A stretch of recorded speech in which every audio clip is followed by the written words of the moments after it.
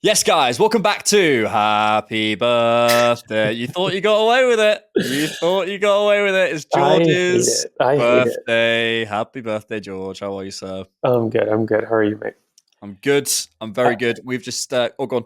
I don't know about you, but it's just like I don't know if I'm the only one that's awkward around birthdays, but I hate Well, like when what people do you do when celebrate or someone sings happy birthday at you?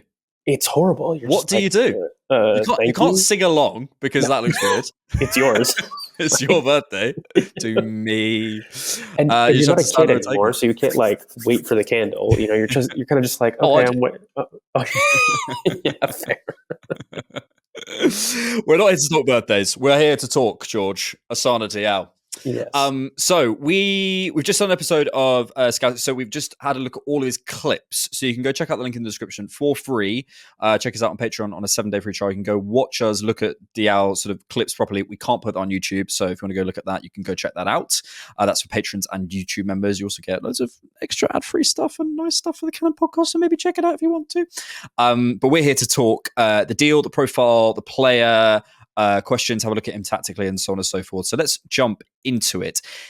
Just quick disclaimer: we're going to have the discussion about what the forward is for Arsenal, whatever. We're separating out the conversation between what Asana Diao could be. Yes. Is he the forward to come in at the end of the window and say, that's a whole. He's not. Spoiler alert. That's a separate conversation. We just want to talk about Asana Diao because we're really excited about the player.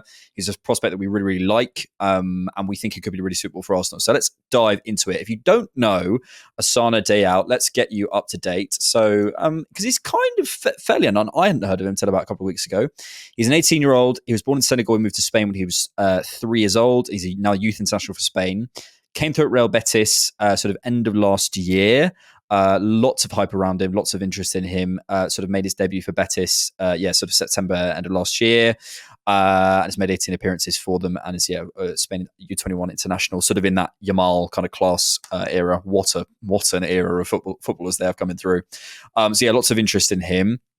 I'll do my quick amateur version, and then you can come in with the expert stuff. We just had a look at him. He's a really, really exciting player.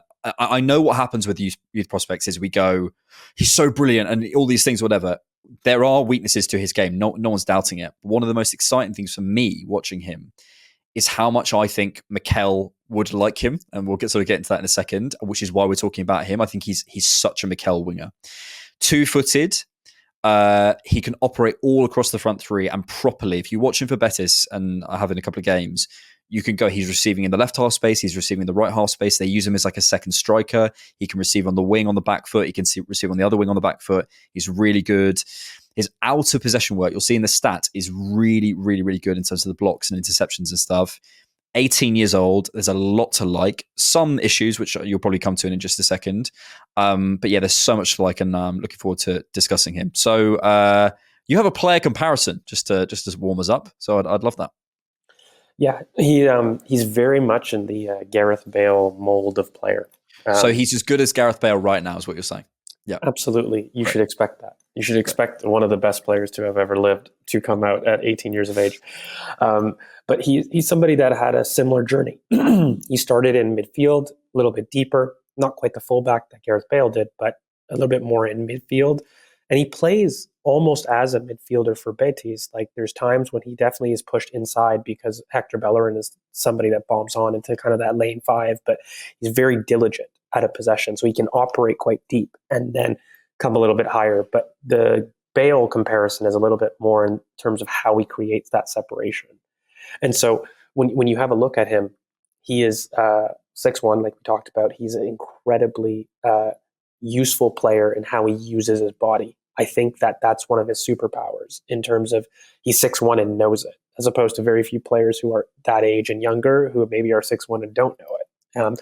They can maybe rely on their physicality too much in those instances and make up for technical faults that Diao doesn't have. Diao is a very mature player in terms of his recognition of space. One thing that you'll notice because of his midfield backup, not only is he constantly scanning in terms of the back line, but he's got a brilliant spatial awareness in terms of coming deep with a really cultured first touch or a first pass and then a spin behind, whether that's through an unselfish means to create space for his teammates or whether that's through him maybe receiving in the box, holding off a challenge, and then finding a slip ball for one of his teammates to have a very clear shot on goal.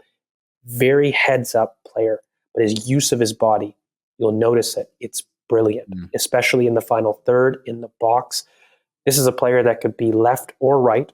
You don't know what foot he is. He is right-footed, but the way he's able, spoiler alert, but the way he uses both feet is really, really special. Yeah. And he's got an incredible power in his shot. I think at times what you'll notice with Diao is maybe he may overrun a touch, but his final actions in terms of out of possession work, unselfish, very fervent to his marker, really, really good. His shooting is really, really strong. I think he sometimes can struggle getting the ball out of his feet, but when he does, it's poppy, it's strong, and it's with a lot of variety in terms of left or right. He's got that awareness. Yeah. The spatial awareness is there, the physicality is there, everything but sometimes the decision-making, which you expect at 18 years of age, maybe is not there. But some of the things in terms of his preparedness to receive the ball, his recognition of space, and that his execution is the last part that you maybe need to work on for him to be the winger that we talk about. Yeah, and the output, which will come. I think he's only scored 2 goals for Betis, or something around that sort of number. Yeah, look, the reason it's so exciting is because there's so much Mikel in this player. In terms of the sort of the technical player first, he's never going to lose you the ball in the final third, or certainly, I gave him the kiss of death on the scouting, but pretty much every clip he's retaining it, he's making the right decisions. And I really want to pick up on what you said as well about awareness. The awareness that he has. We watched this clip where he receives it out wide on the back foot, as a Saka would do, but then delivers this pass that I'm going, and I'm not in any way sort of having a go at Saka here. It's just different. It's just a different decision making. It's a different type of pass out there to the fullback, and that awareness of where that run is just so nice. Let's get into the stats. So let's have a look at him. So this is him compared to other attacking midfielders and wingers in the top 5 leagues. So obviously he's over at Betis, and that's an important thing to note as well. Something we said on the clips. If you're coming through at 18 years old, and I'm telling you, he's like giving Rudiger the run. He's like going after Araujo. Like he's, I think sometimes we underrate prospects that aren't in our league, or the English league, let's say, or my league anyway. It's important to recognise that what he's doing at 18 years old and being basically almost a guaranteed starter for Betis now is really, really impressive. Now, the output numbers aren't crazy. They're not, absolutely not, and no one's suggesting that they are. But I want to draw attention to the XG and the non-penalty XG, which I think for a winger 18 years old, considering who he's being compared to, is really, really good. I'll sort of go through here. You can see the goals versus shots on target. So there's a clinicalness to him, and he's willing to take shots from distance, which I think is something again we saw on the clips, which is exciting. Just to really, because people are going to watch this, these numbers and say it's all red. What are you talking about? If you scroll up just a little bit, how can you predict somebody that's going to explode in terms of output? Look at the green. Shots on target. The average distance, which implies that he doesn't have a preference to just be in the box. And then look at the non-penalty XG per shot. It's all in the 99th percentile. Yeah. This is a person waiting to explode. He's not executing the action, but in terms of getting in the right positions, in terms of being dangerous, and in terms of taking dangerous shots, he is elite at. George, do we know a coach who likes working with young wingers? Anyone? No, I wish we did. Again, shot creating actions is really nice, and obviously there's some issues here. I want to look at the defense numbers. They're really good. They're really good, and I want to draw your attention to blocks, shots blocked, and passes blocked. Out of possession. This is on the clips we watched. There's not loads of stuff out of possession, so I'd recommend on the La Liga channel.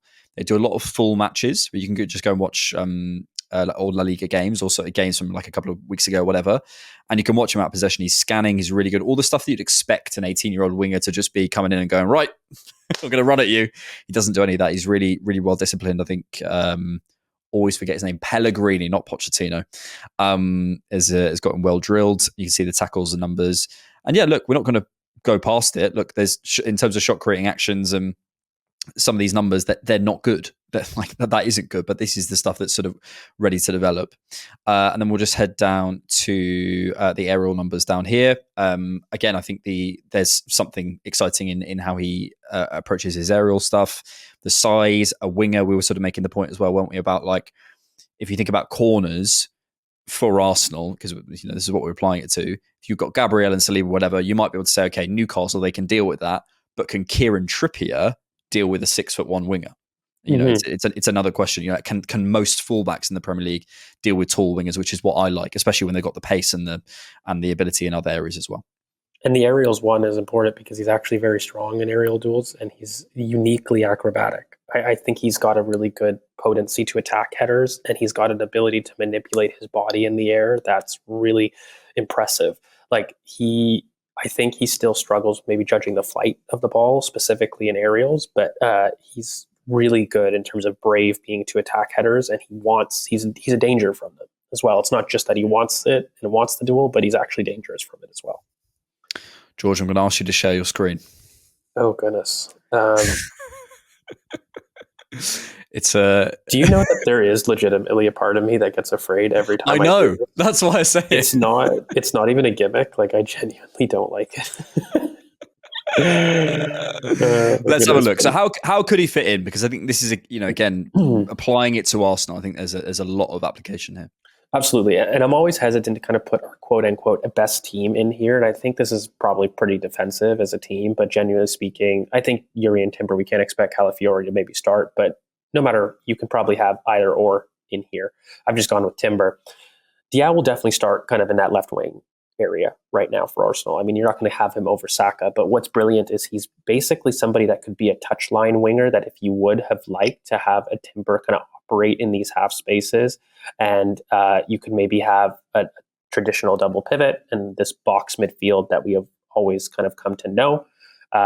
And, what he will give you is either a touchline option, but what he won't do is he's somebody that probably thrives a little bit more on the inside as a player. He's more of an inside forward, and you really want him spinning either to come deep and then to spin wide, or somebody that can just operate and run off the back shoulder. So if you've got maybe even a Yuri and Timber that's kind of coming down and Havertz may drop into midfield to play a ball, you can really see Diao attack the space that a Havertz will drop into really, really well. Now, what's really nice is we've got tons of different options. So in terms of if we wanted to put Calafiori, and let me just get a little bit wild, and we can put a little certain Mikel Merino, who we feel like is going to be coming into the team, how do they fit? This is a little bit better for me because I think that Calafiori can kind of provide some of the overlap with Mikel Merino kind of being in the 8, which forces Diao inside. And this would be something that's really exciting, where we basically have 2 top forwards, Havertz, who's 6'4", and Diao, who's 6'1", who can attack the back post. And they're really, really smart in terms of being able to interact with each other. So if Merino, for example, Calafiori may stay, Merino may offer himself as an overlap, Diao can be inside. Another option that you can really see is not just Calafiori wide, but if Merino is going to come up, Diao is perfectly capable of being a touchline winger to receive. The only thing is he won't deliver dangerous crosses deep. That's something that he can work on in terms of kind of a weakness. But another option that we might see is in the case of giving Bukayo Saka some rest. And, you'd absolutely can see him on the right wing potentially. And with Martinelli kind of down this side, especially with what we traditionally would consider, our 3-man midfield, and we have maybe Calafiori step up a little bit more. What you can see here is the left-hand side will operate as we kind of known to expect. Maybe Merino might operate a little bit higher up in here, but Diao has that ability to operate on the inside and have that white overlap. And we're going to see the function of Diao operate very similar to Bukayo Saka. The only thing is I don't think you get that crossing ability, but what you get with Diao here is a potency on goal. He can deliver a brilliant shot. Havertz can spin in behind, and he's somebody that can attack the front post really brilliantly. He's somebody that can also operate in these zones, find the ball, and find a cute pass back for maybe Martin Odegaard to attack in these zones. We've seen that in those scouting clips as well. So generally speaking, he's kind of a player that I would say offers a lot of versatility, offers a lot of flexibility. He's definitely somebody that can operate both on the left wing or on the right wing. I think to maximize Diao, he personally will maximize his career on the left. And, you'll hopefully have Bukayo Saka if he was to play here.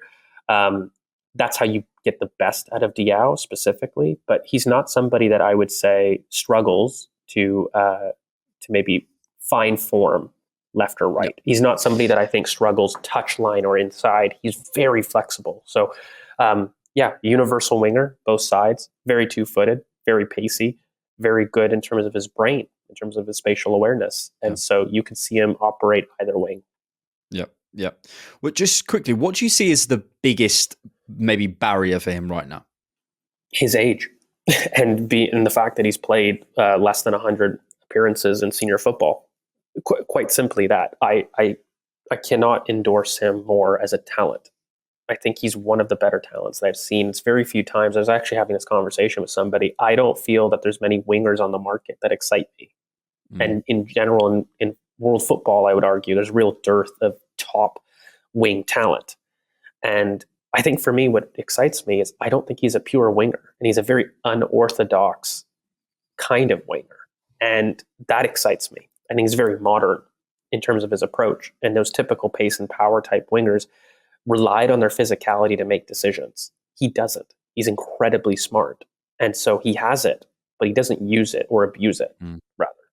He uses it to create advantage smartly. So I love him. I really think he's a top option. There's a lot of really good pros to have with him. The debate's going to come, and I'll throw it back to you, is about, can Arsenal afford another year where this is now the third year of us in a title challenge, in which we've got big contracts coming up for William Saliba, Bukayo Saka, and some of our best stars.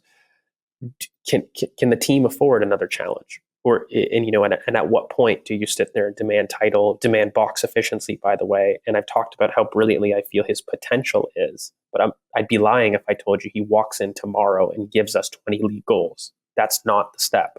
And that's not fair, by the way. You can't ask an 18-year-old to do that.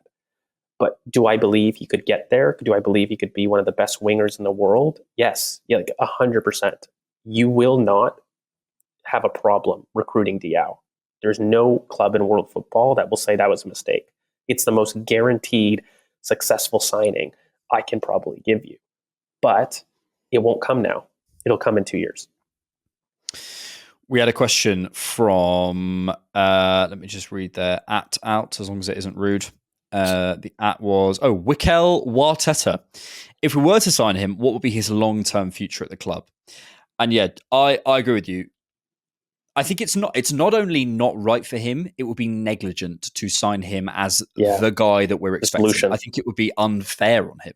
I would go that far, because he's not ready, and that's fine. But the reason we're looking at him is because he's a brilliant prospect. He makes a lot of sense for what we do. We're looking at the sort of tactics just in there, right? And the team dynamics is going to evolve around him and change or whatever. And probably in 2-3 years' time, it's going to be a different thing. But yeah, there's a lot there for him, which is really exciting. However, as I say, if he is the Eddie leaves, even Reece leaves, and we sign a Sana Diao on deadline day, that's unfair. It's honestly unfair on an 18-year-old boy. It's not fair. So this is a signing that I would say is, and I've said this before, I said this in the scouting in a couple of places on the different knock and so on. My point about sort of the player, the seventh attacker. If Reece is going to get another year of 500 minutes, it's pointless. It really doesn't. We know that story. We know who Reece is. We know who Reece is. What changes? I think we even, okay, we're holding out for more money. We're not going to get more money if he plays another 500 minutes. It's only going to depreciate the assets. So sell it. If that is the plan with Reece, sell him now. So that sort of squad slot, I can see Diao coming in and playing 500 minutes, playing in cups and so on. Or maybe we do a deal where we sign him and we send him back to Betis for 2 years, or we send him out on loan maybe in the Premier League. I love the Liverpool deal with the Mama. Go on, Josh. I thought you were going to do a Queen rendition. Mama. I think Mama Dashvili. We've sung way too much on this podcast recently. But although that would be my dream. But that process. The idea of signing someone with the that's the guy we want on the market. Mamadashvili, we want him as our guy after Alisson. If we don't act now, it's going to go. So let's get him in and let's get him out on loan to Bournemouth. That makes a lot of sense to me. So I think we could do something like that for Diao. This doesn't solve the thing that we've spoken about hundreds of times. It doesn't. Yeah. It doesn't solve the box efficiency. It probably solves the transition threat a little bit, but not enough. Nowhere near enough. So yeah, this is a kind of a separate conversation. But as I say, there is space for a prospect potentially in this squad. I also something we can because we consider have two forward holes. I think exactly that's literally part of the problem, and we haven't 100%. recruited the biggest hole. So you're Yeah, sitting there and you're yeah, saying like it's so difficult for me, right? Like you want a yeah, versatile attacker and you want the box efficiency guy. I don't care who it is, left like winger or striker. You need yeah, those two things. Diao, I will repeat, and I will go on a limb. He will become that guy. Like when you're talking about one of the best wingers in the world, for me, Diao's name will be there in 2 years. But right now, what he can offer and what he feasibly can offer the team is versatile winger with exciting moments yeah. and times when you're going to say wow, but times you're going to frustrate, times that you're not complete, and that isn't what you're solving with the current demand of the title and what we haven't recruited in the market. Like if we recruited a Leao and Osimhen and you told me Diao was linked, I'd be eulogizing about this deal till kingdom Yeah, come. I'd yeah, be demanding it. yeah. But we're It's the Spurs signing Solanke and Odebear. yes. This is our Yes. Odebear. You know what I mean? But we need our Solanke. No, we don't need that player. I was going to make a D wow joke, but it's the No. moment's gone. Don't do it. The moment's gone. Don't. Please, it's my birthday. Please, for one day. Yeah, look, we've said it so many times on the pod. I think it's not worth hammering over the head. But there is space in this team, and the one thing I will say is this: Ethan's going to change a lot of things for us this season, potentially. But one of the ways, if he does do that, is through the youthful exuberance. There's a reason you need a blend of Yeah. experience and youth. There is a reason that all the best They're squads fearless. always have a couple of teenagers, 21-year-olds, a vast majority of peak players, and then a couple of experienced heads. That's almost always the way, right? It happens. Raheem Sterling at Liverpool 14-15, I know they didn't win a league, but you need that. You need that exciting player who's willing to take people on, going to do things, get people off their seat before you mature a little bit later in your career. And there is space for that in this squad. I think Ethan will do that, and Diao could do that in a different way. And just finally finishing on this, there's an interview with him that I mentioned where you watch him play and you see someone getting into people, pushing people over, having shots from distance, taking his man on all this stuff. And then there's this really calm, reserved family guy on this interview that I watched, talking about really serious issues within in terms of racism within La Liga. I love that. I love that. That's something that I'm like. If you show me that personality on the pitch, I was going to reveal something there. You can some personality on the pitch, and then sort of don't pull that back off the pitch and are coachable, which is something Mikel talks about a lot. That's a winning formula for me. Yeah, really simply, I feel that most of his issues are coachable, and they're not. It's not a matter of him not seeing things, or it's not a matter of him unable physically to complete things, or it's not a matter of him lacking the technique to do it. It's a matter of, okay, do I need to burst past you now, or do I need to play the simple pass? Okay, I can do both brilliantly, but I'm not sure when to use it. And that's easy. That's 18-year-old. And what you said about youthful exuberance, like the one thing that I want to add on to that is a level of fearlessness. And one of the best performances that I've watched is his performance. We saw it in a clip on the Scouted. It was against Rudiger in terms of the Bernabeu, and that level of, I don't care who you are, what stage I'm on, I'm going to burn you and I'm going to attack you. Very few players have that, let alone 18-year-olds. And that's a level of personality that I want at Arsenal. And that's a level of personality that I think everybody in world football will go to. It's just, is this right for us in the moment? And like I said, I have no problem with even recruiting him and even him playing the 500 minutes if we don't want it to be at BT. I have no problem with that. What I have a problem with is people expecting him to be the solution. And if he is to be recruited, you cannot expect him to suddenly go from 2 goals in the Premier League to 20 goals. And that's not fair. I don't care who and how incredible of a prospect you are. You can't expect Gareth Bale at Southampton to be Gareth Bale at Real Madrid or his last year in Spurs. It's just not correct. Very different ears as well. Very different ears. We'll leave it there. I completely agree. We'll leave it there. Thank you, George. Go and enjoy your birthday. Are you working? I am working. He's working. Look at this guy. He comes on, drops unreal ball knowledge on his 59th birthday, and you haven't even liked the video yet. Come on, like the video. Subscribe. Check us out on Patreon. Check us out on YouTube memberships. You can go, look at the full scouting report on Diao. As we said, he's ready for the Premier League. Let's drop 100 million on him now. So I'm glad we sorted that out. Yeah. Thanks, everyone. Really appreciate it. Thank you, George, for being here. Thank you, good sir. Thank you for watching. And thanks for keeping it Arsenal.